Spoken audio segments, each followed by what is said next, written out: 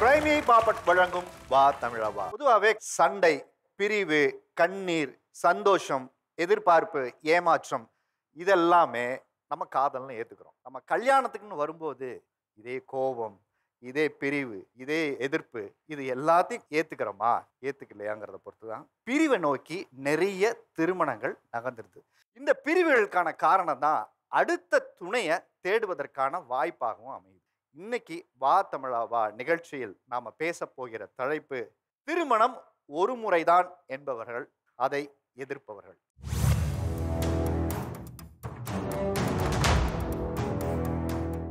முதல் திருமணத்திற்கு வரன் தேடுவது, இரண்டாவது திருமணத்துக்கு வரன் தேடுவதில் உள்ள சிக்கல்கள், பிரச்சனைகள் என்னென்ன? முதல் திருமணத்துல வந்து எல்லாருமே சப்போர்ட் பண்ணுவாங்க, ஹாப்பியாக அதை பண்ணி வைக்கணும்னு நினைப்பாங்க. ஆனால் ரெண்டாவது திருமணம்னு வரும்போது இவங்களுக்கு இது எதுக்கு, இது ஏன் இவங்க பண்ணணும் அப்படின்னு நிறைய பின்னாடி பேசுவாங்க. அந்த பயத்தினாலேயே நிறைய பேர் அதுக்காக போகவே யோசிச்சுட்டே இருப்பாங்க. முதல் திருமணத்துக்கு பார்த்தீங்கன்னா நமக்கு நிறைய சாய்ஸ் இருக்கும். 20 வயசுல ஒரு பையனுக்கு பொண்ணு பார்க்க ஆரம்பிச்சாங்கன்னா அந்த பையனுக்கு 30 வயசுல தான் கல்யாணம் ஆகும். இது வேணாம், அது வேணாம், இது அது நல்லா இல்லை, இது நொல்ல, அது நொட்டன்னு 1000 பிரச்சனை இருக்கும். ஆனா ரெண்டாவது திருமணத்துக்கு பார்த்தீங்கன்னா சாய்ஸ் ரொம்ப கம்மி. அந்த 10க்குள்ள ஒன்றை சூஸ் பண்றது ரொம்ப ஈஸி. இப்போ நானே ஹஸ்பண்ட் அங்கே உட்காந்துருக்காரு சார், நான் அவரை நடுவில் லவ் பண்ணி கல்யாணம் பண்ணிக்கிட்டேன். இப்ப நான் லவ் பண்ணி கல்யாணம் பண்ணலன்னு வச்சுக்கோங்களேன், அவருக்கு அவங்க வீட்டுல 40 வயசுல தான் கல்யாணம் பண்ணிருப்பாங்க. ஏன்னா இவ்வளவு பவுன் போடணும், ஃபர்ஸ்ட் ஆப்ஷன் வந்துடும். அதுக்கப்புறம் பொண்ணு அழகா இருக்கணும், ஒல்லியா இருக்கணும், இந்த வேலை பார்க்கணும், அது நிறைய ஆப்ஷன்ஸ் இருக்கும் நமக்கு. ஸோ அப்படியே மாறி மாறி மாறி தள்ளி போய்கிட்டே இருக்கும். இப்போ முதல் திருமணத்துக்கு நம்ம ஒரு தயாராகும் போது நமக்கு ஒரு மாப்பிள்ளையோ பொண்ணோ பார்க்கும்போது இவ்வளோ சம்பளம் வாங்கணும், இவ்வளோ படிச்சிருக்கணும், இந்த குடும்பம் இப்படிப்பட்டதாக இருக்கணும், என் பொண்ணு அந்த ஊரில் போய் வேலை பார்க்கணும், மாப்பிள்ளைகிட்ட இவ்வளோ எதிர்பார்ப்புகள் ஒன்று இருக்கும் இல்லையா? அதே இரண்டாவது திருமணம் வரும்போது என்ன மாறுது? உங்கள் எதிர்பார்ப்புகளில் என்ன மாற்றம் வருது? முதல் திருமணத்தில் நம்ம என்ன பார்க்குறோம், ஒரு சம்பளம் 50,000 இருக்கும். ஆனால் அதில் ஒரு 40,000 வாங்குவோம், 10,000 தான் கம்மி. ஐயோ 50,000 கம்மி வேணவே வேணான்னுவாங்க.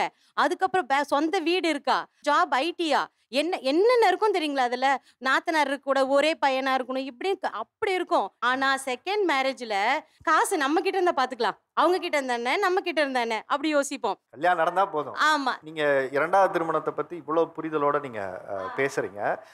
உங்க குடும்பத்துல அப்படி ஆமா நடந்துருக்கா? சார், எங்க தம்பி இறந்துட்டான், லவ் மேரேஜ். இப்போ நாங்க என்ன பண்ணோம்னா, அப்பா சொன்னார், உனக்கு யாருன்னா பிடிச்சிருந்தா சொல்லுமான்னாரு. அதே மாதிரி ஒரு 5 வருஷம் கழிச்சு மாமா எனக்கு இந்த மாதிரி ஒருத்தர் ஆஃபீஸில் பிடிச்சிருக்குன்னா, அவருக்கு இதுக்கும் ஃபர்ஸ்ட் மேரேஜ். 2 பேரையும் கூப்பிட்டு கேட்டார் எங்கள் அப்பா, என்னப்பா இந்த பொண்ணை நீ கல்யாணம் பண்ணிக்க. ஏன்னா எங்கள் தம்பிக்கு ஒரு குழந்தை, 2 வருஷத்துலேயே ஒரு குழந்தை. அவன் ஒரு 4-5 வயசுல இருந்தான். நான் பிடிச்சிருக்கு, நான் கண்டிப்பாக நான் ஏற்றுக்கிறேன் அப்படி சொல்கிறான். அந்த ஏற்றுக்கிறேன்னு கூட இல்லை, ரொம்ப பிடிச்சிருக்கு அப்படி சொன்னான். 2 பேரையும் கல்யாணம் பண்ணி வச்சார் எங்கள் அப்பா. இப்போ இதுக்கு அடுத்த தெருவில் தான் இருக்காங்க. பட் உங்களுடைய மனசு எப்படி இருந்தது? தம்பி இடத்துல இன்னொருத்தரை வச்சு மறு திருமணம் செஞ்சு இல்ல வைக்கும்போது சார், உங்களுடைய மனநிலை எப்படி அவளை இருந்தது? நான் தங்கையா பாக்குறேன் சார். நான் எப்படி யோசிப்பேன்னா, அந்த இடத்துல நம்ம ஒரு பொண்ணு சார், அவளுக்கே ஒரு 20 வயசு தான், 20-21 வயசு. அவ இன்னும் எவ்வளவு வாழ வேண்டிய வயசு இருக்கு. தம்பி இறந்துட்டா சடனா, இப்ப அவ ஒண்ணும் பண்ணலையே. இன்னைக்கு ஒரு பொண்ணு இருக்கு, எங்க தம்பி பையனையும் அவன் நல்லா பாத்துக்கிறான், ரொம்ப ஒற்றுமையா இருக்காங்க. அதை பார்க்கும்போது உண்மையா கேட்டீங்கன்னா ரொம்ப சந்தோஷமா இருக்கு. ரெண்டாவது மேரேஜுக்கு வந்து அவங்க என்டர் ஆகுறதுங்கிறதே வந்து ஒரு சேலஞ்சிங்கான ஒரு விஷயமா இருக்கும். என்னை பற்றி என்ன நினச்சிருவாங்களோ, இல்லை என்ன தப்பான பொண்ணுன்னு பேசிடுவாங்களோ அப்படின்னு சொல்லிட்டு கில்ட்டு ஷேமோட தான் வந்து ஒரு பொண்ணு வந்து ரெண்டாவது திருமணத்தில் வந்து என்டர் ஆகிற மாதிரி இருக்கும். ஸோ இது வந்து சைக்கலாஜிக்கலி அவங்களுக்கு it is equivalent to death. Like வந்து ஒரு பார்ட்னர் இருந்த இடத்துல இன்னொரு பார்ட்னரை அவங்க வச்சு பார்க்கணும். லைக் அதே பெட்ரூமில், இல்லை அதே அப்பா ஸ்தானத்தில், அதே ஹஸ்பண்ட் ஸ்தானத்தில் இன்னொரு பர்சனை வச்சு பார்க்கறது அப்படிங்கிறதே வந்து it is both for men and women it will be difficult. நான் ஒரே ஒரு சீன் மட்டும் சொல்கிறேன், அதை கண்ணை மூடிட்டு யோசனை பண்ணுங்க. கணவருக்கு மனைவி இறந்துடுறாங்க. அப்போ 2வது கல்யாணம் பண்ணிக்குவார். அவர் வீட்டுக்கு அழைச்சிட்டு போவார். அந்த பெண்ணுடைய புகைப்படத்தை வச்சு, இங்கே பாருமா, இவங்க தான் உனக்கு அக்கா, கும்பிட்டுக்க, இன்னுமே இவங்க தான் உனக்கு தெய்வம் அப்படின்னு சொல்லி அவங்க யூஸ் பண்ண எல்லாத்தையும் இவங்ககிட்ட கொடுப்பாங்க. இவங்களும் அதை மனசார ஏற்றுக்கிட்டு தினம் விளக்கேற்றுவாங்க. இதே அப்படியே ஆப்போசிட்டாக யோசனை பண்ணி பாருங்களேன். கணவர் இறந்துடுறாரு, மனைவி அவங்கள வீட்டுக்கு கூட்டிகிட்டு வந்து அதே மாதிரி ஒரு புகைப்படத்தை காட்டி, இவங்க தான் உங்கள் அண்ணன், இவங்கக்கிட்ட நீங்கள் வந்து இவங்களை கும்பிட்டுக்கோங்க, அவர் கட்டிட்ட வேட்டி இது அவர் போட்ட சட்டை இதுன்னு கொடுத்துட முடியுமா சார்? அந்த நினைப்பை கூட மனசுல வச்சுக்க முடியாது சார். எதுல சிக்கல் இருக்கு? முதல் திருமணத்துக்கு வரன் தேடுவதா, இரண்டாவது திருமணத்துக்கு வரன் தேடுவதா? சார் என்ன பொறுத்த வரைக்கும் ரெண்டாவது திருமணம் தான் சிக்கல் அதிகம். ஏன்னா செகண்ட் மேரேஜ் சொல்லும்போதே அவங்க ஒரு தப்பான பாயிண்ட் கொண்டு வந்துடுறாங்க. மாப்பிள்ளைக்கு என்ன ப்ராப்ளமோ இவளை விட்டுட்டு போயிட்டா போற விஷயம் அவங்களால தான் இருக்கும். ஆனா மென்ஷன் பண்றது லேடிஸ். உங்களுக்கு கல்யாணம் ஆயிடுச்சா? மேரேஜ் ஆயிடுச்சு. செகண்ட் மேரேஜ் தான் பண்ணியிருக்கிறேன் சார். அந்த டைம்ல என்ன மாதிரியான சிக்கல்களை எதிர்கொண்டீங்க? அம்மா சின்ன வயசுல இறந்துட்டாங்க. அப்பா இடையில தான் இறந்தாங்க. ஒரு அக்கா சிஸ்டர் மட்டும் எனக்கு உண்டு. நான் கோயம்புத்தூர் தென்னம்பாளையில மில்லில் ஒர்க் பண்ணேன். அங்கதான் ஒருத்தவங்க எனக்கு யாரும் இல்லைன்னு சொல்லிட்டு மேரேஜ் பண்ணி நல்லா பார்த்துக்கிறேன்னு கூட்டிட்டு வந்தாங்க. கொடுமை வந்து இந்த உலகத்துல எந்த ஒரு பெண்ணும் வந்திருக்க மாட்டா. அந்த மாதிரி ஒரு கொடுமையில நான் வெளியே வந்தேன் சார். எவ்வளவு வருஷம் இருந்தது அந்த முதல் திருமணம் காலகட்டம்? 5 இயர்ஸ் இருக்கு சார். அவங்க 5 கூட years. வளர்ந்து 2 பிள்ளைங்க இருக்கிறாங்க. சின்னவனுக்கு 8 மாச குழந்தை. பாப்பா 2ஆம் கிளாஸ் தான் படிச்சா சார். அப்போ சூடு வைக்க ஆரம்பிப்பாங்க. நான் ஃபேன்ல தொங்கலைன்னா அடிப்பாருன்னு பயந்துக்கிட்டே தொங்குவேன். பக்கத்துல அந்த ஊர் ஓனர், அந்த என்னோட ஹவுஸ் ஓனரும் அந்த ஊர் தலைவர் பேர் மதன், அவங்களும் என்னை காப்பாத்திருக்கிறாங்க. ஏன் அப்படி? என்ன புரியல எனக்கு. ஏன்னா சார் தூக்கு எனக்கு போட வெளி சொல்லி உலகம் தெரியாது. மக்கள் என்ன சொன்னாங்க, ஃபர்ஸ்ட் மேரேஜ் மாப்பிள்ளை என்ன சொன்னாலும் கேட்டு தான் நடக்கணும். இவன் என்ன சொல்றானோ அவன் சானாலும் சாகணும்னு சொல்லி எங்க மாமியார் கூட எனக்கு சொல்லி வந்து வளர்த்தாங்க. அது ஒரு டைம் வீடு அடிச்சிட்டாங்க. பெட்ரோல் வாங்கிட்டு வந்து வீடெல்லாம் ஊற்றி கேஸை வச்சு பற்ற வச்சுட்டாங்க. வீடு வெடிச்சிருச்சு. வெடிச்சு அவங்க போயிட்டாங்க, கிளம்பி ஊருக்கு போயிட்டாங்க. நடு ரோட்டில் ஒரு வாரம் பிச்சை எடுத்துருக்கிறேன் சார். ஒரு ஆள் எனக்குன்னு வந்து நான் நிற்கிறேன் எடுக்கிறேன் அப்படின்னு சொல்லிட்டு ஒருத்தங்க வரல. என் கூட ஒருத்தங்க நின்று செருப்பு விற்று என்னை காப்பாற்றினாங்க சார். பக்கத்தில் ஒரு வீடு எடுத்து தந்தாங்க. அதை வச்சு பியூட்டிஷன் படித்தேன். இன்னைக்கு நல்லா இருக்கிறேன் சார். இன்னைக்கு இதை விட பெரிய விஷயம்னா என் பொண்ணுகிட்ட தப்பாக நடக்க வந்துட்டாங்க சார். என் ஃபஸ்ட்டு ஹஸ்பண்ட் 2ஆம் கிளாஸ் தான் சார் படித்தேன். அப்போ நான் எப்படி சார் அவங்ககிட்ட ஃபஸ்ட்டு மேரேஜில் கூட இருக்க முடியுமா சார்? அந்த டார்ச்சர் எல்லாம் தாண்டி லாஸ்ட் இவங்க என்னோட லைஃப்பில் வந்து சும்மா புரட்டா இல்லை, என் கூட இல்லை, எனக்கு சின்ன சப்போர்ட்டாக இருந்தாங்க. சப்போர்ட்டாக இருக்கும்போது என் பாப்பா சொன்னா சார், எனக்கு அப்பாவை இவங்க வேணுமா, இவங்களை ஏற்றுக்குவோம் அப்படின்னு சொல்லிட்டு ஏற்றுக்கிட்டேன் சார். அவருக்கு இது முதல் திருமணமா? அவருக்கு? ஆமாம் சார், முதல் திருமணம் சார். இவங்க சொன்ன மாதிரி இப்போ ஃபஸ்ட்டு திருமணத்தில் நான் இருந்தேன்னா என்னோட பொண்ணு நல்லா என்னவா சார்? பெத்த பொண்ணுகிட்ட வர்றாங்க, அவங்க கிட்ட நான் வாழணும்னு நினைக்கிறீங்களா சார்? இப்போ உங்களுக்கான கேள்வி என்ன அப்படின்னா, இரண்டாவது திருமணத்தை ஏன் எதிர்க்கிறீங்க, ஏன் வேணாம்னு நினைக்கிறீங்க? சொல்லுங்க. செகண்ட் லைஃப்க்கு போகும்போது ஃபர்ஸ்ட் லைஃபே சொல்லி குத்தி காட்டுவாங்க சார். அதுக்கு ஏன் சார் நான் செகண்ட் லைஃப்க்கே போகணும்? ஃபர்ஸ்ட் லைஃபே எவ்வளோ கஷ்டமானாலும் நான் ஃபர்ஸ்ட் லைஃப்லேயே இருந்துட்டு போகலாமே சார். ஒரு பொண்ணா வெளியில போயிட்டு நான் இன்னார் மனைவின்னு பெருமையா சொல்ற மாதிரி ரெண்டாவது கல்யாணத்துல சொல்ல முடியறது இல்ல. முதல் கல்யாணத்துல சரியில்லையா, ஓகே, இன்னொருத்தவங்களை தேடி போயிடலாம். அந்த அட்ஜஸ்ட்மெண்ட் இல்ல. அந்த காலத்துல வந்து சஷ்டியத்து பூர்த்தின்னு கேள்விப்பட்டிருப்பீங்க. அப்படின்னா ஒண்ணும் கிடையாது. 60ஆம் கல்யாணம்னு சொல்லுவாங்க. நம்ம இன்னாரோட ஒரு கடந்த காலங்கள்ல ஒரு 25 வருஷம் 50 வருஷம் அப்படின்னு அந்த வாழ்க்கையை நடத்தி பேர பிள்ளைங்களோட அந்த சஷ்டியத்து பூர்த்தியை கொண்டாடுவாங்க.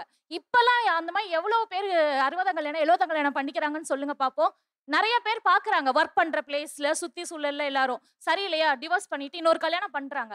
அதை பார்த்த மைண்ட் செட் என்ன ஆகுதுன்னா, ஓகே இது சரியில்லையா, நம்ம இன்னொன்னு தேர்ந்தெடுத்துக்கலாம் அப்படின்னு தேர்ந்தெடுத்து போக போக போக கலாச்சாரம் சீர்கெட்டு போயிருது. இன்னைக்கு இருக்கிற எந்த சொசைட்டியை பத்தி நீங்க பேசுறீங்க? இங்க டி நகர்ல இருந்து தாம்பரம் போச்சுன்னா சொசைட்டியே மாறிடுச்சு. சஷ்டப்த பூர்த்தினா வந்து 60 வயசு வந்து ஒரே வைஃபோட கிடையாது. எங்க வீட்டுல சஷ்டப்த பூர்த்தி, பீமரத சாந்தி, சதாபிஷேகம் எல்லாமே நடந்திருக்கு. அது வந்து ஃபர்ஸ்ட் ஒய்ஃப்காகன்னு கிடையாது. அது ஹஸ்பண்டுக்கு 60 இயர்ஸ் 70 இயர்ஸ் 80 இயர்ஸ் அந்த பர்த்டே செலிப்ரேட் பண்றதுக்கு தான். அதை தவிர அது வந்து வைஃப் கூட வந்து பண்றாங்க அப்படிங்கிறது கிடையாது. அது எப்படிங்க அசால்ட்டா வந்து செகண்ட் மேரேஜ் கரெக்ட்ன்ற மாதிரி ஒருத்தரும் அவ்வளோ அழகா சொல்றீங்க? எவ்வளோ பெரிய தப்பான விஷயத்தை நீங்க எல்லாம் ப்ரொமோட் பண்றீங்க தெரியுமா? அந்த பாப்பா சொன்னால மெரூன் சுடிதார், அந்த மாதிரி ஒரு சில விதி விலக்குகளுக்கு நாங்கள் அகைன்ஸ்ட் கிடையவே கிடையாது. ஆனால் வெறும் மனஸ்தாபங்களும் ஒரு விட்டுக்குடத்திலும் இல்லாம ஒரு சின்ன ஈகோ கிளாஷ்ல ஒரு 5 வருஷம் கழிச்சு நீங்க வந்து பிரிஞ்சு போறதை தான் நான் வேணான்னு சொல்றேன். சொல்லுங்க, ஏன் இரண்டாவது திருமணம் வேணாம்னு நினைக்கிறீங்க? முதல் அந்யோன்யம் ரெண்டாவதுலயும் வரவே வராது, எக்காலத்திலையும் வராது. மனைவி கணவனை திருத்த முடியும், கணவன் மனைவியை திருத்த முடியும். திருத்தருக்கா கல்யாணம் பண்ணிக்கிறோம்? இல்ல சார், இவங்க திருத்தர் கிடையாது, மன ஒற்றுமை அட்ஜஸ்ட்மெண்ட் நான் சொல்ல வரேன். அவங்க எங்கிருந்தோ வராங்க. இவங்க யார் பெற்ற ஒரு தாய் வயிற்றுல பிறந்தவங்களே ஒற்றுமையா கிடையாது. ஒரு தாய் வயிற்றுல பிறந்தவங்களே அட்ஜஸ்ட்மெண்ட் பண்ணல. அப்புறம் எப்படி நீங்க முதல்லயே எல்லாமே சரியா நடக்கும் நீங்க சொல்றீங்க? சரியா என்ன அவங்க எப்படி அப்பா அம்மா அறிவுரை பண்ணி அட்ஜஸ்ட்மெண்ட் பண்ண வைக்கிறாங்க. அதுக்காக வேண்டி தான் சார் சொல்றேன், அட்ஜஸ்ட்மெண்ட் பண்ணி இது பண்ணோம். நீங்க ஏன் ரெண்டாவது திருமணத்தை எதிர்க்கிறீங்க? உங்களுடைய நம்பிக்கை என்ன முதல் திருமணத்துல? அதை தான் நான் கேட்கறேன். நீங்க எதை நம்புறீங்க? நீங்க உன்னை நம்புறதுனால தான் உன்னை எதிர்க்கிறீங்க, கரெக்டா? ஆமா சார். அந்த நம்பிக்கை தான் நான் என்னன்னு கேட்கறேன். ஒற்றுமை இருக்கணும் சார். அதுதான் இந்த ஒற்றுமை வராது சார் ரெண்டாவது திருமணத்தில். அதனால இந்த முதல் திருமணம், அதனால தான் நம்பிக்கை எனக்கு. என்ன வேலை பார்க்குறீங்க? நான் சிஏ சப் இன்ஸ்பெக்டர் சார். மனைவி வேலை பார்த்தாங்களா? House wife? House wife sir. House wife. ஆமாம் சார். அடுத்த நிகழ்ச்சிக்கு அவங்கள அனுப்பி வச்சுக்கிறீங்க இல்லை சார்? அடுத்த நிகழ்ச்சிக்கு நீங்கள் அவங்கள அனுப்புறீங்க. இன்னும் ஒற்றுமையாக இருக்கு சார். 62 வயசு ஆச்சு எனக்கு. என் மனைவி மேல இன்னும் பாசம் குறையல தெரியுங்களா? நீங்க பாசம் கம்மியா வச்சிருக்கேன்னு சொல்லி எனக்கு உங்க மனைவிக்கு சண்டை இழுத்து வைக்காதீங்க. கிடையாது.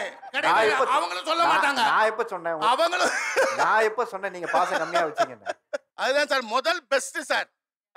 ரெண்டாவதெல்லாம் இதெல்லாம் வேலைக்கே ஆகாது. அதுக்கப்புறம் மூணாவது வேலைக்கு ஆகுது, நாலாவது. அதனால தான் முதல் பெஸ்ட். ஆமா சார். இரண்டாவது திருமணத்தை ஏன் எதிர்க்கிறீங்க? 24 வயசுல நான் டைவர்ஸ் ஆகி வந்துட்டேன். என்னோட ஹஸ்பண்ட் செகண்ட் மேரேஜ் பண்ணிக்கிட்டாரு. அவருக்கும் எனக்கு செட் ஆகலை. ஏன்னா நம்ம லைஃப் தான் பார்க்குறோம். ஆனால் நம்மளுக்கு பின்னாடி 2 பசங்க இருக்குது. அவங்க லைஃப்பை நம்ம பார்க்கறதே இல்லை. எங்கே போய் சேரும்? அப்பா கிட்டேயும் போக முடியாது, அம்மா கிட்டேயும் போக முடியாது. இப்போ அதில் பிள்ளைங்களை எதிர்கொள்றது சிரமமாக இருக்குங்கிறீங்க? ஆமாங்க சார். நீங்கள் ஆக்சுவலாக இரண்டாவது திருமணம் பண்ணலை? விருப்பம் வந்தது. ஆனால் என் குழந்தையா எனக்கா பிறந்ததுன்ற ஒரு கேள்வி அங்கே வந்தப்போ வேண்டாம். யார் கேட்டாத? எனக்கு செகண்ட் மேரேஜ் பண்ணிக்க வந்தவங்கள அவர் என்ன ஒரு சூழ்நிலையில் நான் குழந்தைக்கு உடம்பு சரியில்லை அப்படின்னு நான் கேட்டப்போ அவர் எனக்கா பிறந்தது என்கிட்ட கேட்குறேன்றப்போ ஒரு கேள்வி வந்தப்போ சரி தேவையில்லை இனிமே இதுன்னு சொல்லிட்டு அதுலேருந்து நான் வெளியே வந்துட்டேன். இன்னைக்கு நான் சுயமாக நின்று சம்பாரித்து அவங்கள நான் நல்லபடியாக படிக்க வச்சு ஆளாக்கி இன்னைக்கு நான் ஜெயிச்சுட்டு இங்கே நிற்கிறேன் சார். இப்போ அதே சூழலில் உங்களுடைய முதல் குழந்தையா தன் குழந்தைய ஏற்றுக்கிற மாதிரி ஒரு மனிதர் வந்திருந்தாருன்னா நீங்கள் கல்யாணம் பண்ணியிருப்பீங்களா இல்லையா? பண்ணியிருப்பேன் சார். கண்டிப்பாக பண்ணியிருப்பேன். அப்போ அந்த நபர் தான் தவறே தவிர இரண்டாவது திருமணம் பண்ணுவது எப்படி தவறா இருக்க முடியுங்கிறது தான் இப்போ. அது ஒத்து வந்தா பண்ணிருக்கலாம் சார். ஒத்தே வராத ஒரு சூழ்நிலைன்னு வரப்ப அடுத்து அவரோட தான் நமக்கு ஒத்து வரல. நம்மளுக்கு தேவையில்லைன்னு அவரோட தான் ஒத்து வரல. அப்படி மனசு இருக்கிற எத்தனையோ லட்சம் பேர் இருக்காங்க இல்லையா? அவங்கள ஏன் அடுத்த முயற்சி நீங்க எடுக்கலன்னு கேட்குறேன். இனிமே நம்ம பசங்க லைஃபு பேர பசங்க அப்படின்னு தான் நம்ம போகணும். இன்னைக்கு நிம்மதியா இருக்கேன். அது மனுஷங்கள் மேலே வைக்கிற நம்பிக்கை போயிடுச்சு. அது பதில் நாய் பூனை அதுங்கிட்ட இருக்கலாம். அதுங்க அன்பா இருக்குங்க என்னை பொறுத்த வரைக்கும். சொல்லுங்கம்மா, இரண்டாவது திருமணத்தை ஏன் எதிர்க்கிறீங்க? சார், இப்போ இரண்டாவது திருமணம் இவங்க எதுக்காக பண்ணிக்கிறாங்க? கணவன் மனைவியா வாழ்றதுக்காக தான். ஆனா இந்த சமூகமும் சொந்த பந்தமும் அடுத்தவ புருஷன் அடுத்தவ பொண்டாட்டின்னு தான் சார் சொல்லும். நான் அனுபவிச்சிருக்கேன் 11 வருஷமா. நான் தெருவில் என் புருஷன் கூட போனா கணவன் மனைவின்னு என்ன சொல்லல, அடுத்தவ புருஷனை கல்யாணம் பண்ணிட்டு போறா பாருங்கன்னு சொல்றாங்க. இந்த அசிங்க வார்த்தை வேணுமா? அந்த அக்கா சொன்னாங்க, என்னுடைய கணவன் பல ட்ரிங்க்ஸ் சாப்பிட்றாங்க, பல போதை மருந்துகள் சாப்பிட்றாங்க, எனக்கு அந்த வாழ்க்கை எனக்கு பிடிக்கல, அதனால நான் அதுல இருந்து வெளியே வந்துட்டேன்றாங்க. திருத்த முயற்சி பண்ணிருக்கணும். ஒரு பட்சத்துல அவங்க வீட்டுக்காரு ஏதோ தகாத உறவுல ஈடுபட்டு திரும்ப போதை மருந்துக்கு, அதாவது ரெண்டாவது ஹஸ்பண்ட், ஓகேங்களா, அந்த மாதிரி அவருக்கு ஒரு கெட்ட பழக்கம் வருது. அப்ப இவங்க என்ன பண்ணுவாங்க? இந்த லைஃபை தூக்கி போட்டு மூணாவது லைஃப்க்கு போவாங்களா? அந்த ஹஸ்பண்ட் என் பொண்ணுகிட்ட வந்த பிறகு அவனை திருத்தி நான் வைக்கிறதுக்கு நான் யாரு? சிஸ்டர், உங்களால முடியாதப்ப நீங்க தூக்கி போட்டு தனித்து நின்று வாழ்ந்து காட்டுங்கன்றேனா. தனியா இருக்கும்போது எத்தனை பேர் என்ன டார்ச்சர் பண்ணாங்கன்னு எனக்கு தெரியும். ஓடி ஏறி வர்றது, நான் தனியா இருக்கும்போது என்னென்ன பண்ணாங்கன்னு எனக்கு தெரியுங்க. எனக்கு அம்மா அப்பா யாரும் இல்லை, தொழிலும் இல்லை. அப்போ ஆனால் நான் பியூட்டிஷியன் படித்து வீட்டு வேலை பார்த்து என் பிள்ளைங்களை காப்பாற்றினேன். ஆனால் எனக்காக சப்போர்ட் நிற்கும் போது அவங்கள நான் ஏன் ஏற்றுக்க கூடாது? லக்கீலி உங்களுக்கு ஒரு நல்ல ஹஸ்பண்ட் வந்துட்டாருன்னு சொல்றீங்க. எந்த ஒரு விஷயம் இல்லை. எல்லாருக்கும் அப்படி அமையணும் உங்களால அஷூரன்ஸ் கொடுக்க முடியுமா? இல்லங்க, அமையறவங்கள தான் சூஸ் பண்ணுவாங்க ரெண்டாவது, சரிங்களா? இல்ல, இப்ப நீங்க இந்த கேள்வியை முன் வச்சீங்கன்னா மறுபடியும் இன்னொரு கேள்வி உங்களை நோக்கி என்ன முன் வைக்கிறதுனா, எல்லா முதல் திருமணங்களும் சந்தோஷமான வாழ்க்கையிலே நிறைவடைஞ்சிருதாங்கிற கேள்வி மறுபடியும் அங்க வந்துருது. ஃபர்ஸ்ட் மேரேஜ் செஞ்சீங்கன்னா உங்களுக்கு எந்த பிரச்சனைனாலும், நீங்க லவ் மேரேஜ் பண்ணியிருந்தாலும் சரி, அரேஞ்ச் மேரேஜ் பண்ணியிருந்தாலும் சரி, அவங்க ரெஸ்பான்சிபிள் எடுத்துப்பாங்க அதுக்கு. செகண்ட் நீங்க தேடும் போது நீங்க ஃபுல் அண்ட் ஃபுல் நீங்களே அதுக்கு கஷ்டப்படுவீங்க. அந்த ஒரு விஷயத்துக்கு தான் நான் செகண்ட் மேரேஜ் வேண்டான்னு சொல்றேன். நீங்க சொல்றது கரெக்ட். சுத்தி இருக்கவங்க கூட வருவாங்க கன்வின்ஸ் பண்றதுக்கு. ஆனா வாழ்க்கை வாழ போறது அவங்களோ நானோ, யாரு ஃபேஸ் பண்றோமோ அவங்க. இன்னொரு விஷயம், நீங்க எல்லாரும் சொல்றீங்க நீங்க ஏன் தனியா நின்று குழந்தைய வளர்க்கலன்னு. 30 வயசுல அந்த பிள்ளைங்களுக்கு கல்யாணம் பண்ணி கொடுத்த பிறகு உங்களோட எதிர்காலம் என்ன? நீங்க எல்லாம் கணவன் மனைவியா டைவர்ஸ கேக்குறீங்க. அம்மா அப்பாவா யோசிச்சு பாத்திருக்கீங்களா? எப்பவாது ஒரு அம்மா அப்பாவா நீங்க இருந்து உங்களுடைய குழந்தைகளுக்கு நீங்க யோசிச்சு பாருங்க. நீங்க ரெண்டாவது திருமணம் செய்யறதுக்கு கஷ்டப்படுவீங்க. நான் நல்ல அப்பா அம்மாவா இருக்கேன், என் பிள்ளைங்களை படிக்க வைக்கிறேன், அவங்கள 30 வயசுல கல்யாணம் பண்ணி கொடுக்குறேன். நாளைக்கு அவங்க பிள்ளை பிறந்து அதையும் வளர்த்து அதையும் படிக்க வைக்கிறதுக்காக நான் என்னோட வாழ்க்கை ஒரே ஒரு லைஃப் அவங்க பாத்துக்கும் போது என்னோட ரோல் அங்க என்ன? You are responsible for your children. நம்மளுடைய குழந்தைகளுக்கு பயாலஜிக்கல் ஃபாதர் பயாலஜிக்கல் மதர் அப்படின்றது ட்ரெண்டிங் ஆகுனா நல்லா இருக்கலாங்க. But it's not.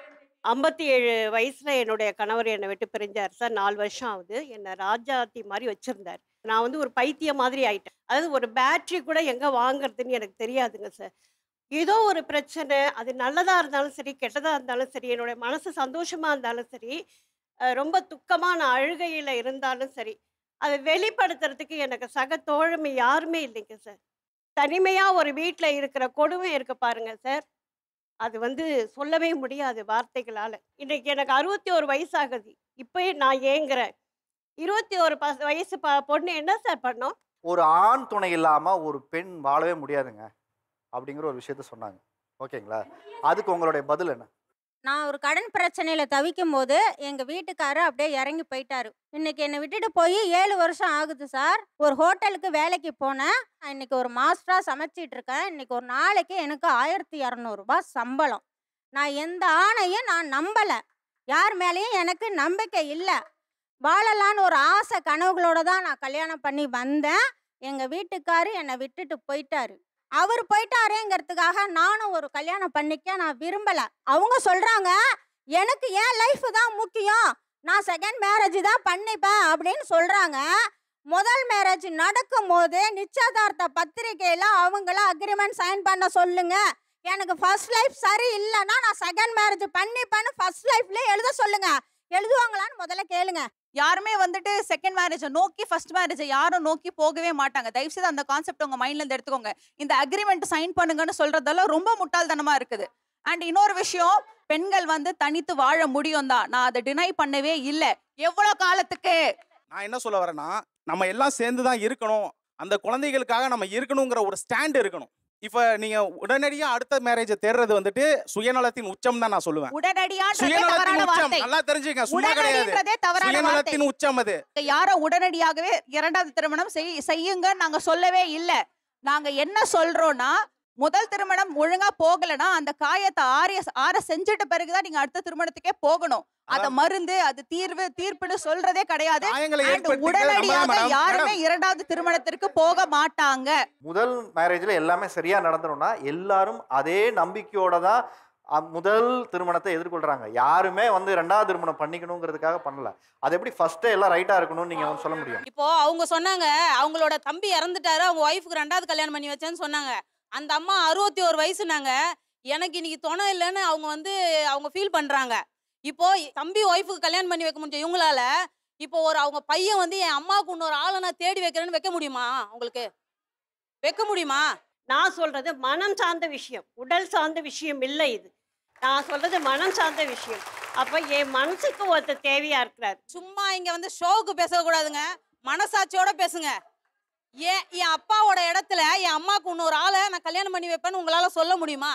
கண்டிப்பா முடியும், கண்டிப்பா முடியும். அப்பா, அம்மா, அக்கா, தங்கச்சி எல்லாரும் ரிலேஷன்ஷிப் போனோம் அவ்வளோ க்ளோஸாவோ அவ்வளோ பாசிட்டிவாவோ போயிட்டு இருதில்ல. நம்ம எல்லா ரிலேஷன்ஷிப்லையும் ஒரு சின்ன சின்ன பிட்டர் ஃபீலிங்ஸ் இருக்க தான் செய்யுது. ஆனால் லீகலாக அவங்க கிட்ட இருந்து நம்மளால ரிலீவ் ஆக முடியாது. ஆனால் ஹஸ்பண்ட் அண்ட் ஒய்ஃப்க்கு அப்படி ஒரு ஆப்ஷன் இருக்கனால நீங்கள் அதை தேடி போறீங்க. ஹஸ்பண்ட் அண்ட் ஒய்ஃபை பிரிச்சுட்டு நம்ம இன்னொரு ஆப்ஷனுக்கு நீங்கள் போறீங்க. இந்த இடத்துல அந்த அம்மா நீங்கள் உதாரணமாக எடுத்தீங்க.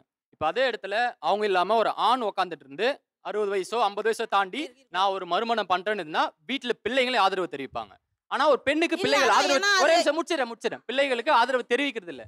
ஏன் ஒரு ஆண் பிள்ளையோ பெண் பிள்ளையோ அம்மாக்கு ஏன் மறுமணம் பண்ற ஆதரவு தெரிவிக்கலன்னா, இப்போ ஒரு வயசான அம்மா இருக்காங்க, ஒரு சின்ன பையன் அழுகுறானா வீட்டுல, ஏய் என்னடா பொம்பளை பிள்ளை மாதிரி அழுதுகிட்டே இருக்க நீ, அவன் வளர்றான், அவன் தான் வளர்ந்து கணவன் ஆகிறான், அவன் தான் வளர்ந்து ஒரு குடும்பத்தை பார்த்துக்கிறான், வளர நினைப்பான், ஓ பொண்ணுங்கன்னா அழுவாங்களா, வீக்கா இருப்பாங்களா. அதே ஆண் தான் பையனாவும் வளரும் போது அப்பா ஒரு துணை தேடிட்டாரு, ஓகே, ஆனா அம்மாவுக்கு எப்படி செட் ஆகும், இது அம்மா ஒரு வீக்கான ஆள் தானே சப்கான்சியஸா அவன் நினைச்சுக்கிறான். ஸோ அவன் குழந்தை ஆரம்ப கட்டத்துல இருந்து இந்த பாகுபாடு பார்த்துக்கிட்டே வரான். இப்போ உதாரணத்துக்கு எடுத்துக்கிட்டா, பெண் பிள்ளைக்கு எடுத்துக்கிட்டா அப்பா தான் இனிஷியல் வருது, அம்மா இனிஷியல் ஏன் வரல? அப்ப அந்த பெண் பிள்ளை என்ன நினைக்கும், அப்ப ஏதோ ஒரு விதத்துல அப்பா உயர்ந்தவர் அம்மாவோட, அதனால தான் அப்பா இனிஷியல் நமக்கு கேரி ஆகுதா. அதே மாதிரி மேரேஜுக்கு அப்புறம் கணவனோட இனிஷியல் நம்மளுக்கு கேரி ஆகுது. அப்போ ஏதோ ஒரு விதத்துல கணவன் தான் நம்மளோட உயர்ந்தவரான்னு இந்த மாதிரி தாட்ஸ் சப்கான்சியஸா உங்களுக்கு போவதான் வயசான ஒரு அம்மாவை அனுமதிக்கல, ஆனா அப்பாவை அனுமதிக்கிறான். ஸோ இது அடிப்படையில இருந்தே இது மாறணும். இரண்டாவது திருமணத்தை நோக்கி நகர்வது பெண்களா ஆண்களா? இப்போ ஒரு வீட்டில் ஒரு பெண்ணுக்கு ரெண்டாவது திருமணம் பண்ணி வச்சிருக்காங்க, அவங்க தங்கச்சிக்கோ தம்பியோ இருக்காங்க அப்படின்னா அவங்களுக்கு மேரேஜ் பண்ணி வைக்கும் போது இந்த விஷயத்த மறைப்பாங்க. அக்காவுக்கு 2வது திருமணம் ஆயிருக்கு அப்படின்னா. இதே ஒரு ஆணுக்கு திருமணம் ஆயிருந்தா அதை மறைக்க வேண்டிய அவசியம் இல்லை. ஈஸியாக சொல்லிடுவாங்க, இந்த மாதிரி பிரச்சனை இல்லை, அதனால 2வது மேரேஜ் பண்ணிட்டோம், பிரச்சனை அப்படின்னு சொல்லிட்டு. சார் எனக்கு மேரேஜ் ஆகி பார்த்தீங்கன்னா ஒரு 6 இயர்ஸ் ஆயிடுச்சு சார். இந்த 6 இயர்ஸில் பார்த்தீங்கன்னா நான் ஒரு வருஷம் கூட ஒன்றா சேர்ந்து வாழ்ந்ததே கிடையாது நானும் அவளும். ஸோ ஒய்ஃபுக்கு எனக்கு பிடிக்கல. 6 மந்த் டிவோர்ஸ் ஆகிற ஸ்டேஜில் தான் சார் இருக்குது. ஃபஸ்ட்டு பார்த்தீங்கன்னா என்கிட்ட கேஷ் பணம் நகை எல்லாம் இருந்தது.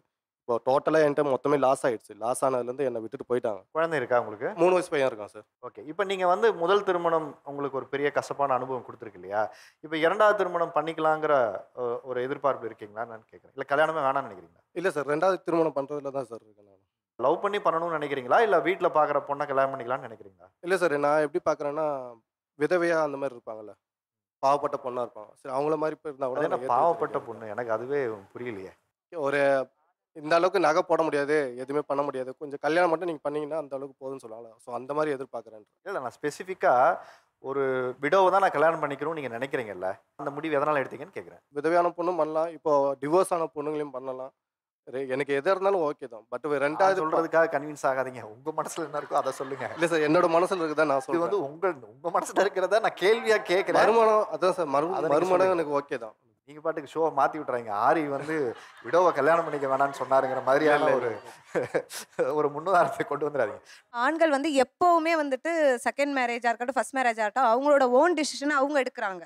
ஏன்னா அவங்களுக்கு அவங்களோட டெசிஷன் எடுக்கிறதுக்கு அவங்களுக்கு முழு சுதந்திரம் கொடுக்கப்படுது. இன்னைக்கு பெண்கள் எடுத்துக்கிட்டிங்கன்னா அந்த மாதிரி கிடையாது. இப்போ என்னோட கேஸ் எடுத்துக்கிட்டிங்கன்னா எனக்கு 2 மேரேஜ் ஆகி 2 டிவோர்ஸ். ஃபர்ஸ்ட் மேரேஜில் நிறைய ப்ராப்ளம்ஸ் இருந்தது. கல்யாணம் பண்ண முதல் நாள்லேருந்து எனக்கு ப்ராப்ளம்ஸ் நிறையா இருந்தது. அதில் முக்கியமான ப்ராப்ளம் ஃபினான்ஷியல் இஷ்யூன்றப்ப 2 crores மேலே அவனுக்கு கடை இருக்குது. அப்போ நீங்கள் பொறுப்பெடுத்துக்கிறீங்க, நீங்கள் அம்மா அப்பா கிட்ட அந்த ஹஸ்பண்டோட வீட்டிலேருந்து சொல்லும்போது அவங்க கடனை அவங்க இதில் சொல்லும்போது நான் அப்போ என்ன எங்கள் வீட்டில் முடிவு பண்ணாங்கன்னா, நம்மளால் 2 கோடி அளவுக்குலாம் இது பண்ண முடியாது. அவனுக்கு அதோட எல்லா கெட்ட பழக்கமும் இருந்தது. ஸோ அந்த மாதிரி ஒரு ஆள் நம்மளால் திருத்த முடியாது. அப்போ நீ டிவோர்ஸ் பண்ணிக்கிறியான்னு அந்த டிசிஷனையும் எங்கள் வீட்டில் அவங்க தான் எடுக்கிறாங்க. சரி, செகண்ட் மேரேஜ்க்கு இவங்க திரும்ப எங்கள் வீட்டில் வந்து இன்சிஸ்ட் பண்ணுறாங்க. நான் வந்து வேணாம் அப்படின்னு சொல்லி நான் சொல்கிறேன். சூசைட் பண்ணிக்கிறேன், வீட்டை விட்டு வெளில போகிறேன்னு சொல்கிறேன், நிறைய என்னென்னமோ நான் ட்ரை பண்ணுறேன். ஆனால் கடைசியில் எனக்கு இப்போ கோவிட் டைமில் 2019 என்னை ஃபோர்ஸ் பண்ணி திரும்ப செகண்ட் மேரேஜ் பண்ணுறாங்க. என் வாழ்க்கை நல்லா இருக்கணும்னு அவங்க யோசிக்கல. ஃபர்ஸ்ட் மேரேஜ்லேயும் சரி, செகண்ட் மேரேஜ்லேயும் சரி, அவங்களோடது என்னன்னா குடும்ப கௌரவம். நீ பொம்பளை பிள்ளை வீட்டில் இருந்தால் எங்களுக்கு அசிங்கம். 20 வயசுக்கு மேலே 25 வயசுக்கு மேலே ஒரு பொம்பளை பிள்ளை வீட்டில் இருக்குன்னா அது குடும்ப கௌரவத்துக்கான ஒரு இழுக்கு. 2வது திருமணம் உங்களுடைய சந்தோஷத்தை நோக்கி நகருதா, இல்லை குடும்பத்தினுடைய கௌரவத்துக்காகவும் வாழ்ந்து காட்டணும் என் பொண்ணு அப்படிங்கிற நிர்பந்தத்தில் நடக்குதா? நிர்பந்தத்தினால சார், குடும்ப கௌரவத்துக்காகவும் நிர்பந்தத்துக்காகவும் உடன் பிறந்த எங்கள் அண்ணன் இருக்கானே, எங்கள் அண்ணனுக்கு நாளைக்கு வந்து எங்கள் அண்ணனுக்கு பொண்ணு பார்க்குற இடத்துல வந்துட்டு கேட்பாங்களா, உங்கள் பொண்ணு டிவோர்ஸ் ஆகி வந்திருக்கே, நாளைக்கு அந்த பொண்ணையும் எங்கள் பொண்ணை கல்யாணம் பண்ணிக்க போகிறோம், உங்கள் வீட்டு பையன் தான் எங்கள் வீட்டுக்கு மாப்பிள்ளைய வரப்போகிறவன் தான் பார்த்துக்கணுமா? அப்போ அந்த பொண்ணு வீட்டில் இருந்தால் நாங்கள் உங்களுக்கு பொண்ணு கொடுக்க மாட்டோம், உங்கள் பொண்ணு உங்கள் வீட்டில் இருந்தால் நாங்கள் உங்களுக்கு பொண்ணு கொடுக்க மாட்டோம் உங்கள் பையனுக்கு அப்படின்ற ஒரு நிர்பந்தம். உனக்கு அடுத்து உன் தம்பி இருக்கான், நீ செகண்ட் மேரேஜ் பண்ணிக்காம நீ வீட்டில் இருந்தனா அவனுக்கு கல்யாணம் ஆகாதுன்றீங்க. இதில் என்ன முற்போக்கு இருக்குது? இந்த சூழ்நிலையை புரிஞ்சுக்கிட்டு ஒரு குடும்பம் உங்க தம்பிக்கு பொண்ணு கொடுக்க வந்தா அந்த குடும்பத்துல இருக்க சிந்தனை தான் முற்போக்கு சிந்தனை. இப்போ 2வது திருமணத்தை நார்மலைஸ் பண்றதுனால என்ன பிரச்சனை நடக்குதுன்னு நினைக்கிறீங்க? ஹஸ்பண்ட் சரியில்லைன்னா செகண்ட் மேரேஜ் பண்ணிக்கலாம். ஒரு 57 வயசுக்கு மேலே ஒரு துணை வேணும்னா கல்யாணம் பண்ணிக்கலாம். இல்லை தப்பான ஒரு விஷயம் இருந்தால் கல்யாணம் பண்ணிக்கலாம்னு சொல்லி நீங்கள் எல்லாத்தையும் ஸ்பெசிஃபிக்காக ஒன்று ஒரு ரூல் போட்டுகிட்டே அப்படியே வரீங்க.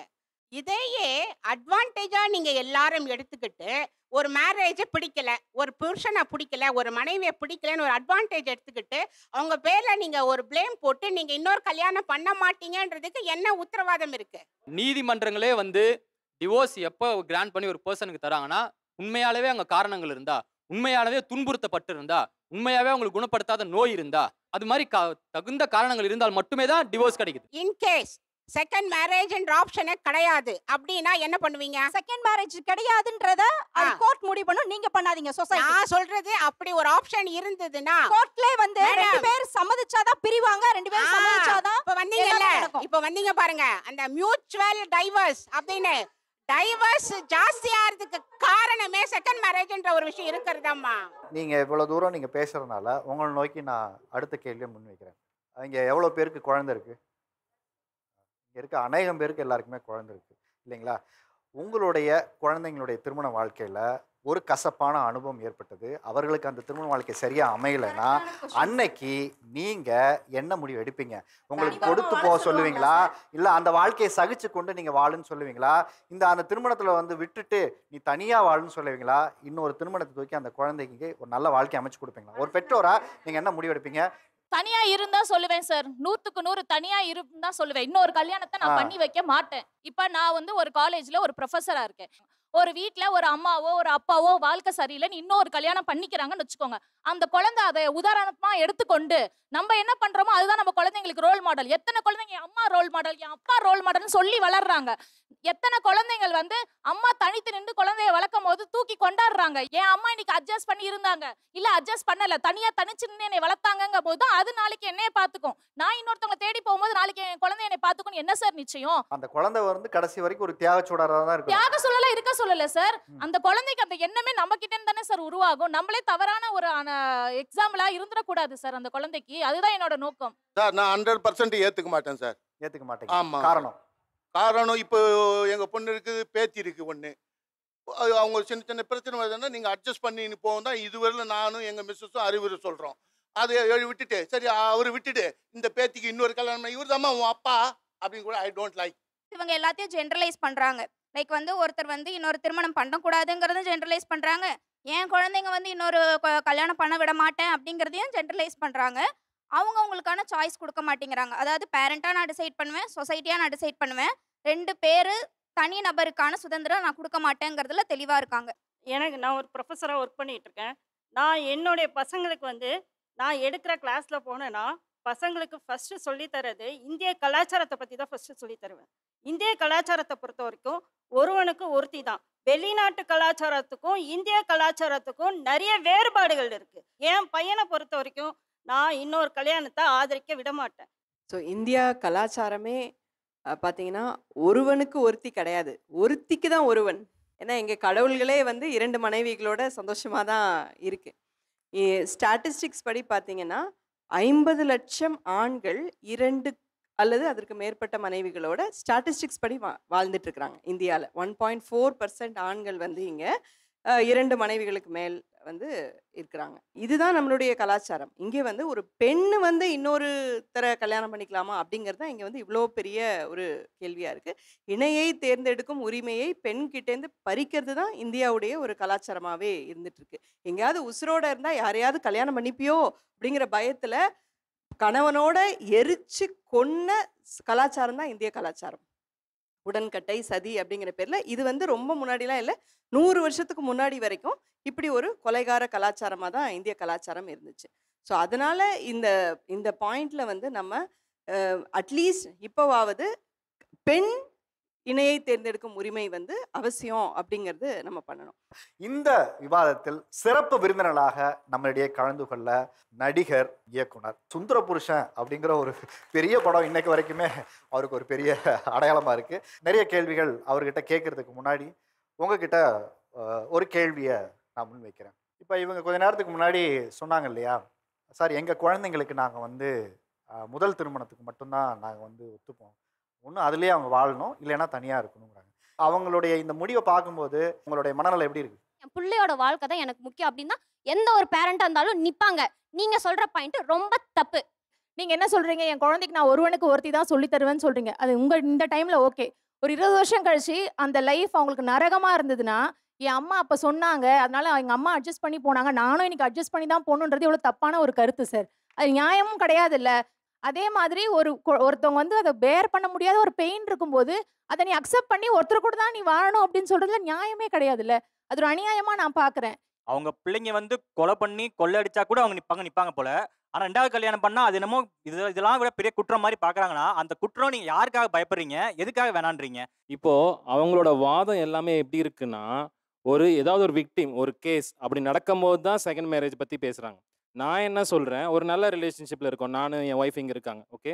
இப்போ இத்தனை வருஷம் கழிச்சு எனக்கு உன்னை பிடிக்கலாமா, நான் இன்னொரு பொண்ணை கட்டிக்கிறேன் அப்படின்னா சம்மதிப்பாங்களா? உங்க ஹஸ்பண்ட் சந்தர்ப்பத்தை பயன்படுத்தி பெர்மிஷன் கேட்கிறாரு. ஒரு பிரச்சனையும் இல்ல, ஒண்ணுமே இல்லைன்னா எதுக்கு சும்மா உன்னை வந்து எனக்கு பிடிக்கல, எனக்கு இப்ப பிடிக்கலாமா, இப்ப நான் வந்து எனக்கு இன்னொரு பொண்ணை பிடிச்சிருக்கு, அப்ப நான் வந்து என்ன சொல்றேன், நம்ம சுமூகமா முடிச்சுக்கலாம், நான் இன்னொரு பொண்ணை போய் கட்டிக்கிறேமா அப்படின்னா அங்க இருக்கிற அத்தனை பேரும் என் ஒய்ஃப்க்கு சப்போர்ட் பண்ணுவீங்களா? மனைவி கணவன் போனாலோ இறந்தாலோ, அதே மாதிரி ஒரு கணவன் மனைவி இல்லைனாலோ பிரிஞ்சாலோ 2வது கல்யாணம் பண்ணிக்கலாம். இன்னொரு விஷயம் கொண்டு வர்றாரு அவரு. எனக்கு இந்த பொண்ணை பிடிக்கல கல்யாணத்துக்கு அப்புறம், அது என்னவா வேணா காரணம் இருக்கட்டும், ஓகேங்களா? அதுவும் அடுத்த திருமணத்துக்கான ஒரு முறிவுக்கான காரணம் தானே, அதை நீங்க ஏத்துக்கிறீங்களான்னு கேட்குறாரு. பிடிக்கலன்னா அப்புறம் ஏத்துக்கிட்டு தான் சார் ஆனும். இப்போ ஓகே சொல்றவங்க என் பசங்களோட என் பொண்ணுங்களோட பேசிட்டு இருக்கும்போது ஒரு வாதத்துக்கு இந்த மாதிரி அம்மா ரொம்ப டார்ச்சர் பண்றாமா, நான் வேற பொண்ணை கட்டிக்கலான் இருக்கேன் அப்படின்னா இவங்க சொல்லுவாங்க, நான் தான் உனக்கு கனவுல கூட வந்து நான் தான் டார்ச்சர் பண்ணுவேன், செத்தாலும் நான் பேயா வந்து டார்ச்சர் பண்ணி தான் தருவேன், உன்னை எந்த பொண்ணு கூடயும் நான் நினைச்சு கூட பார்க்க மாட்டேன்னு சொன்னவங்க தான் இவங்க. இல்ல இல்ல இல்ல, நீங்க சொல்றது எல்லா வீட்லயும் எல்லா மனைவிகளும் ஒரு ஃபன்னா நடக்கிற விஷயம், ஒரு காமெடியா சொல்ற விஷயம். சார் நான் அதே கேள்வியை அவர்கிட்ட கேட்கிறேன், அவரோட பதில் என்னன்னு சொல்லுங்க. எனக்கு உங்களை பிடிக்கல, எந்த காரணம் எதுவும் எனக்கு தெரியாது, எனக்கு உங்களை பிடிக்கல, நீங்க என்னோட சேர்ந்து வாழ்வீங்களா மாட்டீங்களா? நீதானம்மா எந்த ஆரம் மாறாதம்மா என்னாலும். சார் இது அவள் நினைச்சு தான் சார் வாழ்வேன். இதுக்கு முன்னாடி ஒரு கேட்டிங்கல்ல, செகண்ட் மேரேஜ்னு சொல்ற ஒரு இது வந்து நார்மலைஸ் ஆக்கி நோக்கி போயிட்டு இருக்கோமா அப்படிங்கிறதுக்கும் நான் இப்போ அந்த பாயிண்ட் வருது. ஸோ சம்மந்தமே இல்லாம நான் சொல்லிட்டேன் எங்களுக்குள்ள பிரச்சனையே இல்லை. இப்போ அவ சம்மந்தமே இல்லாம எனக்கு வந்து நீ உனக்கு பிடிக்கலப்பா நீ போ அப்படின்னு சொன்னானா அப்போ வந்து செகண்ட் மேரேஜ்னு ஒரு ஆப்ஷன் இருக்கிறனால தானே. ஸோ அவ்வளோ நாள் அவங்க ஒரு வாழ்க்கை வாழ்கிறாங்க, ஏதோ ஒரு பாயிண்ட் ஆஃப் டைமில் அவருக்கோ அவளுக்கோ அந்த மேடத்துக்கோ இவங்க வேண்டாம், இன்னொருத்தர் எனக்கு பெட்டராக இருக்காங்க, உண்மையிலேயே என்னுடைய காதல் இந்த பக்கம் இருக்குது அப்படின்னு அவங்க உணரும் போது இந்த இடத்துல நம்ம சரி ஓகே உண்மையிலேயே உங்களுக்கு பிடிக்கல அப்படின்னா நீங்கள் லீகலாக என்ன செட்டில்மெண்ட் உண்டோ அது எல்லாத்தையும் பண்ணிவிட்டு நீங்கள் டிவோர்ஸ் பண்ணிவிட்டு நீங்கள் இஷ்டப்பட்டவரை கல்யாணம் பண்ணிக்கோங்கிற ஆப்ஷனை 2 பேருக்குமே கொடுக்கறது தான் ஒரு சமுதாயமாக எல்லாருக்குமே நல்லது. இதை நீங்கள் பண்ணலைன்னா கள்ளக்காதல் அப்புறம் கொலை இந்த மாதிரியான எல்லா விஷயங்களும் வருது. இது நம்ம தினமும் பார்த்துக்கிட்டே இருக்கோம். அதனால தான் செகண்ட் மேரேஜஸ் வந்து நார்மலைஸ் பண்ணுறதோ இல்லை அது ஒரு சரியான ஆப்ஷன், அதில் ஒன்றும் நம்ம கூச்சப்படுறதுக்கு இல்லை அப்படின்னு சொல்கிற மாதிரி ஒரு ஆப்ஷனாக வைக்க தேவை இருக்கு. 2வது திருமணங்களில் குழந்தைகள்னு ஒன்று வரும்போது இது என்ன ரோல் ப்ளே பண்ணுது? சார் எனக்கு என் குழந்தை தான் கல்யாணம் பண்ணிச்சா சார். உங்களுக்கு என்னோட குழந்தை தான் சார். இவங்க வேணும்னு என்னை கூட்டிட்டு வந்து இவங்க எனக்கு ஹெல்ப் பண்ணாங்க. இவங்களை எனக்கு அவங்க வீட்டுக்கு வந்தாலே வீடை கழுவி விட்டுருவேன், இந்த ட்ரெஸ் எல்லாம் தொட மாட்டேன், அவ்வளோ நான் அருவருப்பா அவங்கள நினைச்சேன். ஆனால் என் பொண்ணு அம்மா எல்லாம் நீ அம்மா அப்பா விளந்துட்ட எல்லாமே எழுதிட்டேன், எனக்கு அப்பா அப்படி இருந்தாங்க, ஆனால் இவன் தான் எனக்கு அப்பா, இவரை கெட்டுனாதான் நம்ம லைஃப் நல்லா இருக்கணும். என் பொண்ணு தான் சார் இவர் தான் வேணும்னு என்னை கூட்டிட்டு வந்தது. உங்க பொண்ணு தான் உங்களுக்கு உங்க கணவரை? ஆமா சார். இன்னைக்கு என் பொண்ணு நான் இல்லைன்னா என் பொண்ணு இருந்துருவா, அவங்க இல்லைன்னா இல்லை சார், அந்த பொண்ணு இல்லை சார். சார் இது சுயநலத்தின் உச்சகட்டம் சார், இதை நான் மறுக்கிறேன். குழந்தைங்களை பார்க்கணும் அப்படின்னு சொல்லிட்டு தான் கல்யாணத்துக்கு உள்ள வராங்க. ஆனால் வரும்போது என்ன ஆயிடுது அப்படின்னு பார்த்தீங்கன்னா குழந்தைங்களே அனாதையாக விட்டுறாங்க. அவங்களுக்குன்னு இன்னொரு குழந்தை பிறக்கும் பார்த்தீங்களா, அப்போ இந்த 2 குழந்தைகளும் அனாதையாக்கப்படுது. இதுதான் இந்த அளவுக்கு நடந்துகிட்டு இருக்கு சார், இது உண்மை. இது நான் ஆல் இந்தியா பார்த்துருக்கேன். இவங்க பாட்டு பண்ணிடுவாங்க, அந்த செகண்ட் மேரேஜ் பண்ணிக்கிறப்ப அவருக்கு பிறந்த குழந்தைய தான் நல்லா பார்த்துப்பாங்க, அவரும் நல்லா பார்த்துப்பாரு. முதல்ல இவங்க கூட்டிட்டு வந்தாங்க பாரு, அந்த குழந்தை அனுபவிக்காத ஒரு சிரமமே நான் பார்த்ததில்ல. தெருவில் உட்காந்து இருக்கேன் சார். அந்த ஃபர்ஸ்ட் ஹஸ்பண்டுக்கு பிறந்த குழந்தை தெருவில் உட்காந்து இருக்கும், அவருக்கு பிறந்த குழந்தை வீட்டில் நல்ல ஜாலியாக இருக்கும். இந்த கொடுமையெல்லாம் நான் பார்த்துருக்கேன். அதனால தான் இதை கூடாதுன்னு நான் இந்த பக்கம் உட்காந்துருக்கேன். ஒவ்வொருத்தருக்கும் தனிப்பட்ட கருத்து இருக்கும் இல்லையா, ஒவ்வொருத்தருக்கும் எல்லாரும் ஒரே இதை பேச முடியாது இல்லையா. சில பேர் குழந்தைங்களுக்காக பண்ணிப்பாங்க, சில பேர் அவங்களுக்காக பண்ணிப்பாங்க.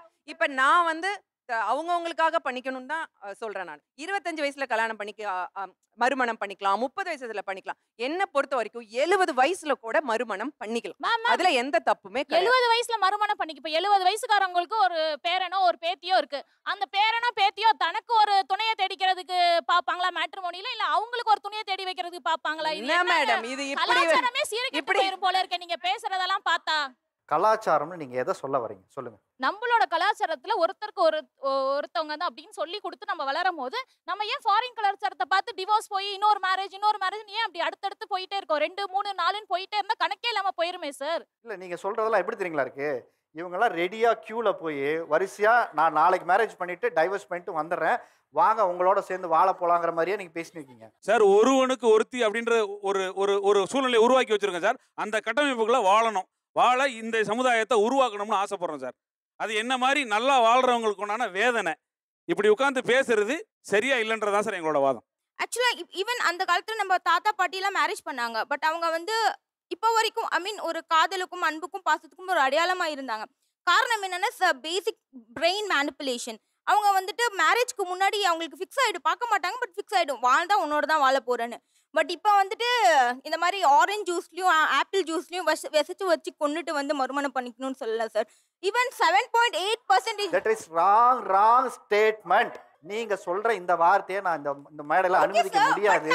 காரணம் சொல்றேன், முதல்ல கேட்டுக்கங்க. ஏன் நீங்க சொல்றதுல இருக்கிற பிரச்சனை என்னன்னா, லீகலா ஒரு திருமண பந்தத்திலிருந்து வெளியில வந்ததுக்கு அப்புறம் சட்டப்படி அரசாங்கம் கொடுக்கக்கூடிய அந்த டிவோர்ஸ் கோர்ட்டு கொடுக்கக்கூடிய அனுமதியோட உங்களுக்கு கவுன்சிலிங்லாம் முடிச்சதுக்கு அப்புறம் இன்னொரு திருமணத்துக்குள்ள போறதுங்கிறது வந்து என்ன மாதிரியான தாக்கத்தை ஏற்படுத்துங்கிறத அந்த விவாதமே தவிர இல்லீகல் அஃபேர் வச்சிருக்கவங்களை பத்தி இந்த விவாதம் இல்லை. நீங்க முதல்ல புரிஞ்சுக்கோங்க, அதெல்லாம் எரேஸ் பண்ணிடுங்க. இந்த இரண்டாவது திருமணம் அத்தியாவசியமா இன்றைய கால சூழல்கள்ல உங்களுடைய பார்வை என்ன சார்? இந்த ப்ரோக்ராமுக்கு எதுக்கு வந்தேன்னு ஃபீல் பண்ணிருக்கேன் நான். இது தவறா எடுத்துக்காதீங்க. நீங்க ஒருத்தரும் உங்களுடைய வாழ்க்கையில நடந்தது, பார்த்தது, கேட்டது, படிச்சது, அனுபவிச்சது சொந்தங்கள் மூலமா நீங்க சில உண்மைகளை ப்ராக்டிக்கலா சொல்றீங்க. இதுக்கு எப்படி தீர்வு சொல்றதுனே தெரியல. ஏன்னா ஒருவருடைய வாழ்க்கை முறையிலையும் ஒரு அப்டக்கிள்ஸ் இருக்கும். இதுதான் கரெக்டுன்னு எப்படி சொல்ல முடியும்? இதுக்கு ஒரு வழி இல்லையா வாழ்க்கையில, எங்கெங்கேயோ போகுது இல்லையா? ஒருத்தன் இருக்கிறான், படு கெட்ட பையவன், குடிப்பான், அடிப்பான், உதைப்பான், செவுத்துல தூக்கி அடிப்பான் சாப்பாட்டை. உடல் ரீதியான சுகமும் கிடையாது அதுக்கு, எங்க அத்தைக்கு மன ரீதியான அது கிடையாது, சம்பாதிக்கிறதுக்கும் வக்கு கிடையாது. அடிப்பான், உதைப்பான், எதுக்குமே லாய்க்கல. அவங்க கூட வாழணுமாங்க? நான் கேட்குறேன், அவங்க கூட வாழணுமா? கல்லானாலும் புருஷன், புல்லானாலும் புருஷன்னு. சரி, இவரை விட்டுட்டு அடுத்த ஒரு கல்யாணம் பண்ணா அங்கேயே நல்லா இருக்குமான்னு ஒரு நிச்சயமா சார்? கண்டிப்பா இருக்குமே. அது எப்படி கண்டிப்பா இருக்கும். ஒரு முறை அடிபட்டிருக்காங்கல்ல, ஒரு முறை அடிபட்டிருக்காங்கல்ல, அடிபட்டுட்டாங்க. ஆமா, நல்லவரான்னு எப்படி சொல்ல முடியும் சார்? நீ எந்த உலகத்துல இருக்கீங்க புரியல எனக்கு. இல்ல, நீ எந்த உலகத்துல இருக்கீங்க சார்? இருக்கீங்க ஒன்றும் புரியல எனக்கு சார். நீங்க மேட்ரிமோனி எல்லாம் பாக்குறீங்களா? நீங்க மேட்ரிமோனி எல்லாம் பாக்குறீங்களா? நான் போன வாரம் பாத்தீங்களா, 3வது கல்யாணம் அந்த பொம்பளைக்கு 5.5 கோடிக்கு சொத்து அண்ணா நகர்ல இருக்குது, சம்பாதிக்கிறாங்க நிறையா. அவங்க மாப்பிள்ளை தேடுறாங்க 3வது புருஷனா. அவங்க என்ன கேக்குறாங்க, எனக்கு துணையா ஒருத்தங்க வேணும்ட்டு. நான் கூட அப்ளிகேஷன் போட்டிருக்கேன். ஸோ இந்த காலத்துல நீங்க வந்து இதை ஃபீலே பண்ணாதீங்க. ஒருத்தரோட இருக்கணும், அப்படி பிடிக்கலன்னா விட்டு அடுத்தது போயிட்டே இருக்கணும். சமூகத்தை பற்றி நீங்க கவலையே படாதீங்க சார். வாழ்ந்தாலும் இயேசுவும், தாழ்ந்தாலும் இயேசு இந்த சமூகம். புரியுதுங்களா? இப்போ எப்படிப்பட்ட வாழ்க்கை வாழ்ந்தா இப்படி வாழ்றானேன்னு வானுங்க. எவன் வாழ்த்துறான் உங்க சமூகத்தில் சொல்லுங்க பாலாம்.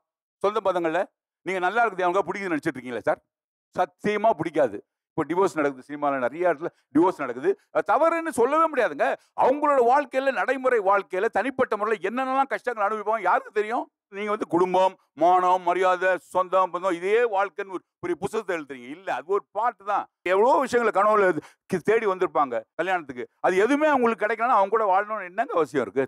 எவ்வளோ பலகீனங்கள் புருஷனுக்கு இருக்கும், எவ்வளோ பலகீனங்கள் பொண்டாட்டிக்கும் இருக்கும். அதெல்லாம் பொறுத்து வாழ்றது அருமையான ஒரு சந்தோஷமான விஷயம் தான். ஆனா சித்திரவதைக்கு உள்ள ஆக்கப்படும் போது, வாழ்க்கையே சித்திரவதை ஆகுது ஹஸ்பண்டால அப்படின் போது, அப்பேற்பட்ட ஒரு சூழ்நிலை வாழ்றது தான் மிகப்பெரிய. இப்போ இன்னொன்று என்னுடைய ரிலேஷன்ஷிப்ல நடந்தது. அவன் கார் ஆக்சிடென்ட்ல இறந்து போயிட்டாங்க. எங்க கசின் தான் அவர். காஃபின் பாக்ஸ்ல படுத்திருக்காங்க ஹஸ்பண்டு. இது அப்படியே உட்காந்து பார்த்துட்டு இருக்குது. அந்த குழந்தை அதுக்கு அப்படியே ஒரு மாதிரி வெளியே போய் தேம்பி அழுது. நான் அந்த குழந்தை அந்த அப்பா காஃபின் பாக்ஸ் வச்சு திட்டு விளையாண்டுக்கிட்டு இருக்குங்க. அதுக்கு தெரியல தன்னுடைய அப்பா இறந்து போயிட்டாருன்னு. அப்படியே போய்விட்டா. அது அப்படியே ஒரு எமோஷன். அது ஒரு 6 மாதம் கழிச்சு பார்க்குறேன், அவங்க வீட்டுக்கு போகிறேன், என்னை கூப்பிட்டு வச்சாங்க. ஒரு நல்ல ஹஸ்பண்டோட அவங்க கல்யாணம் பண்ணிட்டு அந்த பிள்ளையும் சந்தோஷமாக இருக்குது. Very happy life. அவ்வளோதான். அது அழுதுட்டு இருந்து இப்போ அது முகத்தில் அவ்வளோ ஒரு சந்தோஷம், அவ்வளோ பெரிய பூரிப்பு. என்னுடைய கசின் ஒருத்தர் இப்போ அவருக்கு 75 வயசு, 65 வயசு பாட்டியை கல்யாணம் பண்ணிக்கிட்டாரு. சந்தோஷமாக கூப்பிட்டு விருந்து வச்சேன் நான். 70 வயசு 65 வயசு பொம்பளை கல்யாணம் வச்சுக்க அவங்களுக்கு விருந்து வைக்கிறீங்களே. டேய் சந்தோஷம்டா. லோன்லியாக இருக்கிறது ரொம்ப கஷ்டங்க. அது ரொம்ப ரொம்ப கஷ்டம் லோன்லியாக இருக்கிறது. ஆறுதலாக 4 வார்த்தை, 4 முத்தம், சந்தோஷமா இருக்காங்க. ஏன் நம்ம வந்து அது ஒரு செக்ஸ் இதுலயே பார்க்கறது? இந்த வயசுல போய் கல்யாணமா? தவறே இல்லைங்க அதில் என்னை பொறுத்த வரைக்கும். அதனால நீங்க தயவுசெய்து என்ன தவறா எடுத்துக்காதீங்க. சூழல் தான் காரணம். அதனால நீங்க பண்றது தவறுன்னு நான் சொல்ல வரல. அப்புறம் உங்களை நான் கெடுத்த மாதிரி கணக்காயிடும். அது வேற வானா. நீங்க சமூகமாக அழகான லைஃப் லீட் பண்றீங்க. ஒருவனுக்கு ஒருத்தர் இன்னும் அழகான ஒரு லைஃப் நீங்க எல்லாம் லீட் பண்றீங்க. என்னோட வாழ்த்துக்கள். இன்னும் இந்த கலாச்சாரம் தொடரணும். இவங்க சைட்லயும் வந்து ஆக்சுவலாக பார்த்தீங்கன்னா எந்த தவறும் கிடையாது. தனக்கு வாழ்க்கை சரியா பிடிக்கணும், அது வேற துணையை தேடிட்டு போறதுல வந்து எந்த தவறும் கிடையாது. அதனால இது 2 சைட்லயும் வந்து எனக்கு நியாயமா தான் படுது. இப்போ கன்க்ளூஷனுக்கான நேரம். இந்த கல்யாண பிரச்சனைக்கு தீர்வு பண்ணுறது ஒரு இடியாப்ப சிக்கல் மாதிரி. இடியாப்பத்தை நூல் நூலாக எடுத்துடலாம் நம்ம நினச்சா கட்டாயம் எடுக்கவே முடியாது. ஏன் இதை சொல்கிறேன் அப்படின்னா, திருமணத்துக்குள் இருக்கக்கூடிய பந்தத்துக்குள் இருக்கக்கூடிய பிரச்சனைகளை அலசி ஆராய்வது, அது ஒரே நாளில் தீர்வு சொல்வது, இந்த ஒரு ஷோவில் இதுக்கு ஒரு முடிவை கொண்டு வருவது அப்படின்னா சாத்தியமே இல்லை. இரண்டாவது திருமணத்தை ஆதரிப்பது சரியா தவறா? நாங்கள்லாம் ஃபர்ஸ்ட் மேரேஜ் பண்ணிக்கிட்டோம், அதனால அது ரைட்டு, நீங்கள்லாம் செகண்ட் மேரேஜ் பண்ணீங்க, அது தப்பு அப்படிங்கிற ஒரு விவாதத்துக்குள்ள நம்ம கொண்டு போகிறோம்னு நினைக்கிறதுக்காக இந்த ஷோ இல்லை. இந்த ஷோ எதை நோக்கி இன்னைக்கு சமூகம் நகர்ந்திருக்கு, எது தேவையாக இருக்கு, முடிஞ்ச வரைக்கும் கணவனோ மனைவியோ நாம கட்டிக்கிட்ட பொண்ணையோ இல்லை நாம கட்டிக்கிட்ட கணவனையோ எப்படியோ அந்த வாழ்க்கையை நம்ம வாழ்ந்து முடிச்சிடணுங்கிற கனவோடு தான் ஒவ்வொரு பெண்ணும் ஒவ்வொரு ஆணுமே இந்த திருமணம் பந்தத்துக்குள்ள காலடி தீர்த்து வைக்கிறாங்க. ஆனால் அந்த முயற்சியில் தோல்வியில் அடையும் போது, வாய்ப்பில்லாமல் இரண்டாவது திருமணத்தை நம்ம நோக்கி நகரும்போது அது ஒரு கொலை குற்றமாகவோ இல்லை அது சமூகத்தில் நடக்கக்கூடாத ஒன்று நடந்துட்டதாகவோ நாம பார்வையை மாற்றிக்கணும். சிறப்பாக பேசியவர்களுக்கு சிறப்பு பரிசு கொடுக்கும் நேரம். ராவ்ஜி திண்டுக்கல் பிரியாணி மசாலா வழங்கும் உங்களுக்கான ஒரு gift hamper, try me papad வழங்கும் உங்களுக்கான இன்னொரு gift hamper, diamond home appliances வழங்கும் உங்களுக்கான இன்னொரு ப்ரெஷர். ராவ்ஜி திண்டுக்கல் பிரியாணி மசாலா வழங்கும் உங்களுக்கான ஒரு gift hamper, try me papad வழங்கும் உங்களுக்கான இன்னொரு gift hamper, diamond home appliances வழங்கும் உங்களுக்கான ஒரு கிஃப்ட் ஹேம்பர். ராவ்ஜி திண்டுக்கல் பிரியாணி மசாலா வழங்கும் ஒரு gift hamper, diamond home appliances வழங்கும் உங்களுக்கான இன்னொரு கிஃப்ட் ஹேம்பர். மீண்டும் அடுத்த தலைப்பில் உங்களுடன் வந்து விவாதிக்கும் வரை உங்களிடமிருந்து விடைபெறுவது உங்கள் ஆரிய அர்ஜுனன்.